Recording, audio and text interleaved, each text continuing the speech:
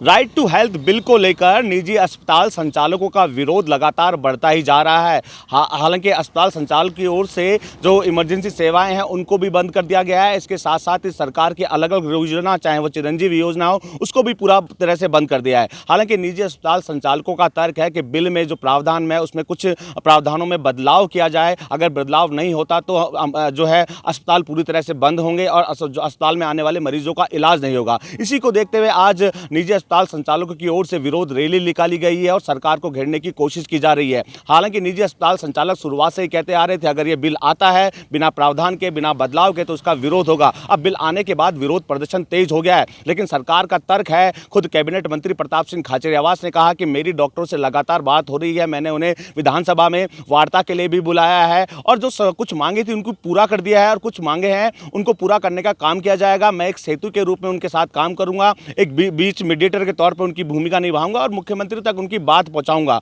हालांकि सत्ता पक्ष तो अपना जो है बयान देने में लगा है, वहीं विपक्ष की अगर बात करें, विपक्ष के विधायक यानी कि वासुदेव देवनानी, उनका कहना है कि सरकार ने आनन फानन में राइट टू हेल्थ बिल लेकर आई। बीजेपी की ओर से कई सवाल उठाए गए थे, उनके जवाब भी नहीं दिए गए, ना विपक्ष से उनकी भूमिका पूछी गई कि बिल में क्या कुछ होना चाहिए। और आनन फानन में बिल तो लेकर आ गई है, लेकिन बिल का विरोध जो है डॉक्टर कर रहे हैं और इसका खामियाजा आम जनता को भुगतना पड़ रहा है। उन्होंने कहा कि एसएमएस अस्पताल हो या अन्य सरकारी अस्पताल हो, यहाँ पर चिकित्सा व्यवस्था पूरी तरह से चरमाई हुई है, संसाधनों का अभाव है, डॉक्टरों की कमी देखने को मिल रही है। कोरोना काल में यही निजी अस्पताल संचालक जो है भगवान की भूमिका में आए थे और मरीजों का इलाज किया था, उनका जीवन बचाया था। अब जिस तरह जो विपक्ष है वो डॉक्टरों के साथ होते हुए सरकार को घेरने की कोशिश करने में लगा है, लेकिन सरकार का तर्क है कि टेबल पर आइए, वार्ता कीजिए, इससे ही समाधान निकल सकता है। बिना समाधान मुलाकात के समाधान का हल नहीं निकल सकता। विरोध करना जायज़ है, लोकतंत्र में हर किसी को हक है धरने प्रदर्शन करने का, लेकिन आप जिस तरह धरना प्रदर्शन कर रहे हैं इसका खामियाजा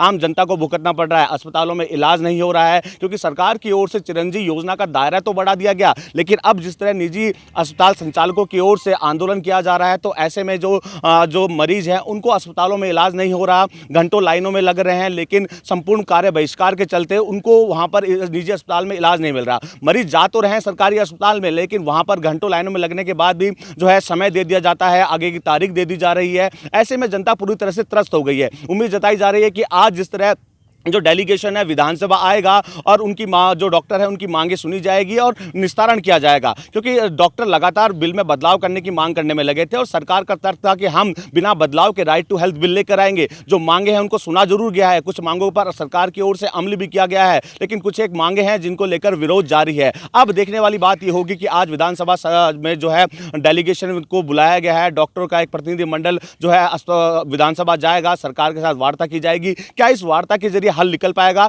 यह भी देखने वाली बात होगी। बसंत पांडे, TV9 जयपुर।